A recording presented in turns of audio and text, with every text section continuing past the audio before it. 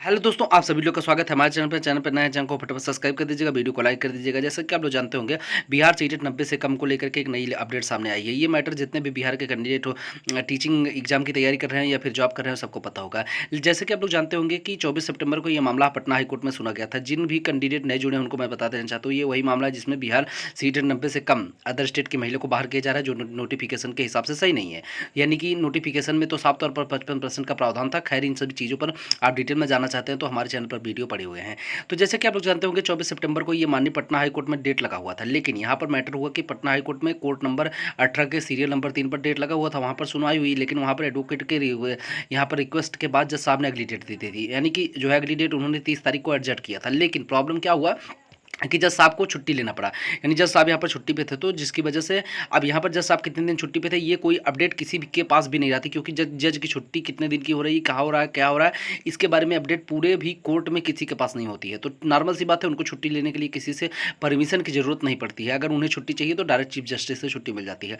तो इसलिए अब वो क्या था कि 2 तारीख तक छुट्टी पे थे। यानी कि अब 2 तारीख को ऑफिशियल छुट्टी है गांधी जयंती की, नॉर्मल सी बात है। तो वहाँ पर 2 तारीख को कोई भी कोर्ट नहीं चलेंगे, यानी कल की डेट में कोई भी कोर्ट नहीं चलेंगे।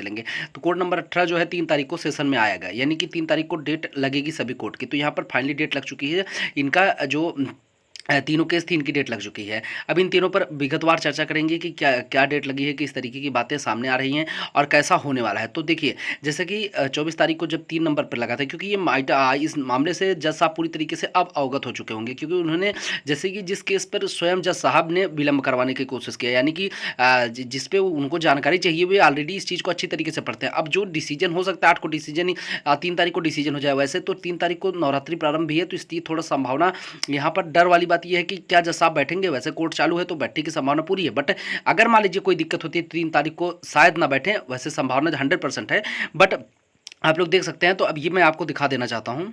तो यहाँ पर आप देखेंगे तो ये जो तीनों केस है, यहाँ पर एक जो है शाहीन का जी का है, और यहीं पर प्रिय भदौरिया और श्वेता यादव, ये 3 केस है। ये सीरियल नंबर 8 पे हैं, लिस्टेड की गए हैं। तो अब नॉर्मल सी बात है कि ये अगर कल नहीं परसों जो है 3 तारीख को यहाँ पर जज साहब बैठते हैं तो 100% ये उनके सामने आ जाएगा, क्योंकि टॉप 10 में रखा जा रहा है। यानी कि ये जज साहब के आदेश के बाद ही टॉप 10 में रखा जाता है। कोई भी केस यदि शुरू के 10 केस के बीच में रखी जाती है तो वो जो है जज साहब के आदेश के बाद ही रखी जाती है। यानी ये केस ऐसे होते हैं जो इंपॉर्टेंट है, जिसको देखना जरूरी होता है। टॉप 10 की जो केसें होती हैं वो बहुत इंपॉर्टेंट होती है। जैसे कि इसके पहले 24 सितंबर को भी ये मामला जब लिए लिस्ट किया गया था, तो वो शुरू के 3 केस में किया गया था। आज मतलब टॉप 10 में ही आदेश दिया गया था, ये शुरू के 8 केस में। तो जो है यहाँ पर अगर आप देखेंगे तो ये टोटल है 5 6 7। ये कोई मैटर वैसा नहीं है, इसलिए 8 नंबर का केस बहुत जल्द देखने को मिल जाएगा। तो यहाँ पर अब मैटर यह है कि जैसे कि थोड़ा सा दिक्कत सामने आई है कि क्या 3 तारीख को जज साहब बैठेंगे। तो मैं बता दे रहा हूँ कि 90% संभावना है बैठने का।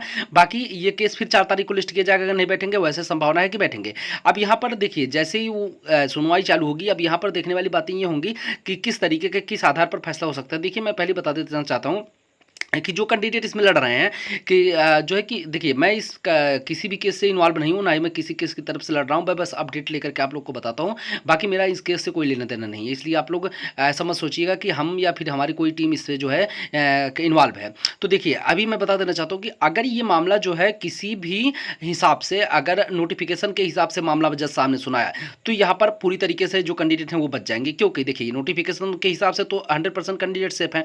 लेकिन जो कैंडिडेट यहाँ पर अगर आप देखेंगे, जब आरक्षण का नियम की बात आ गई, यदि आरक्षण का उल्लंघन किया जाएगा तो फिर कैंडिडेट को दिक्कत हो सकती है। क्योंकि आरक्षण का नियम जो 1999 का है, जो है 1999 का नियम जो कह रहा है साफ तौर पर, बिहार अधिनियम नियम है, जो उसके तहत किसी भी राज्य के कैंडिडेट यदि बिहार सरकार में आते हैं तो उनको जो है जनरल में कन्वर्ट किया जाएगा, और साथ ही में जनरल की अर्हता उनके पास होनी चाहिए। लेकिन इस प्रावधान को यहाँ पर सम्मिलित करने से पहले एक बात और अच्छे से ध्यान देनी चाहिए कि जब ये नोटिफिकेशन बीपीएससी द्वारा दिया गया था, तो वहाँ पर साफ तौर पर 55% का प्रावधान लिखा गया है। हालांकि जब ये चीज़ें सामने आएंगी तो यहाँ पर भी बहुत कुछ पेच होना बाकी है, क्योंकि यहाँ पर जज साहब ने जैसे कि अगर आप देखेंगे तो लिखित सबमिशन जो है, यहाँ पर लिखित में भी एडवोकेट जनरल ने अपना सब कुछ दिया होगा कि किस तरीके का क्या मैटर, क्योंकि इसमें ऑलरेडी जो है एक बार पटना हाईकोर्ट का डिसीजन आ चुका है। तो अब वो मामला जो है, क्योंकि जज साहब ने अगर इसको खारिज करने के मूड में होते तो ये 24 तारीख को भी कर सकते थे, या फिर उसके एक दिन पहले भी कर सकते थे, क्योंकि ये मामला उनके पास 2-3 बार जा चुका है। अब इस मामले पर वो अच्छी तरीके से अवगत हो चुके हैं, क्योंकि कोई भी हाईकोर्ट